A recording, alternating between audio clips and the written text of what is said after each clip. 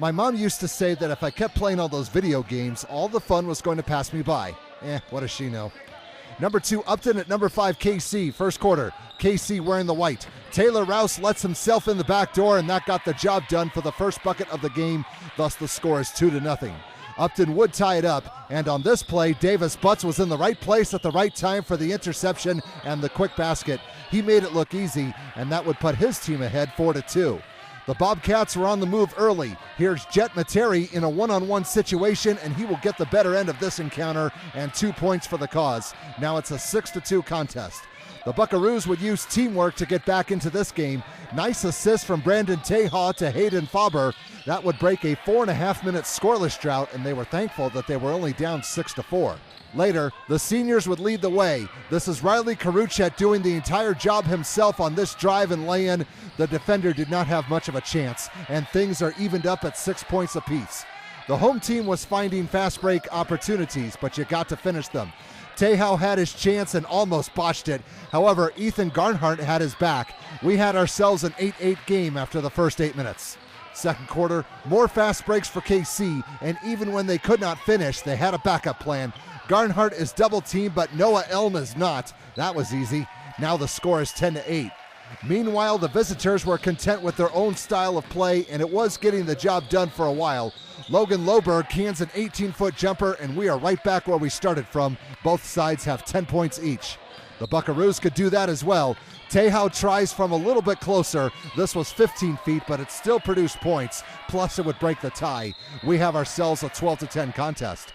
And as shown earlier, if you give the home team a fast break opportunity, they will take it. Trey Furnival will finish the job this time at the near hoop. That 2 points would move the score up to 14-10. Kaycee also had a height advantage. Rouse is 6'4", Farber is 6'2", and when both get close to the hoop, 2 points are almost automatic. Both would pave the way with 16 points each. That bucket makes it an 18-10 game. And the thing about the two is that they are both juniors, so as long as they stay together, the Buckaroos can be a very legitimate threat. Rouse scores on this play to cap off a 10-zip run, and the score is now doubled up. It's 20-10. The boys in blue needed to get something going. They have scored nothing in almost 4 minutes. Loberg will put a break on the drought. The question was, could the rest of his team do something? They are down 20-12. They would respond. Materi sees an open lane, turns on the Jets, and runs right through it for the basket. That was a little bit better, but his squad is still on the wrong end of a 22-14 score. Upton was also getting their jumpers to drop in. You saw a few earlier. Here's another one as Hunter Woodard would do the honors. They were still trailing 24-19 going into the locker room, but they were getting closer. Third quarter, the Bobcats were trying to hang around. Materi's going to feed an assist to Rourke McPeters, who will take care of the rest on this play.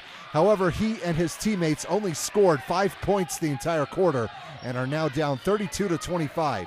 The home team stepped up their defense. When it comes to 1A, being 6'4" is pretty tall, and Rouse was just too big of an obstacle for the other team to overcome at times. Kaycee's offense did its job as well. Someone might want to guard Garnhart next time. He had way too much alone time for that shot, and he made the most of it with 3. The advantage was with his squad, ahead 39-25 going into the final 8 minutes. Fourth quarter, the visitors would try again to get back into this game and tried to get creative. When it was all said and done on this play, Peyton Watt would end up getting the 2 points. They need more though, down 41-30. But the Buckaroos had already found their stride and were galloping into high gear. Garnhart will breeze right by defender and lay in another 2 points. It's now 46-32, and time was on their side. Upton was starting to run out of time, but maintained their composure. Butts is going to put in a medium-range jumper to help out, but the deficit is still in double digits, with the scoreboard reading 46-34. The second half is what made the difference in this game, and the home team was more determined.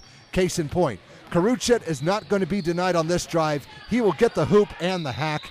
In the end, Kaycee would take control of the 1A Northeast, winning this game 59-40.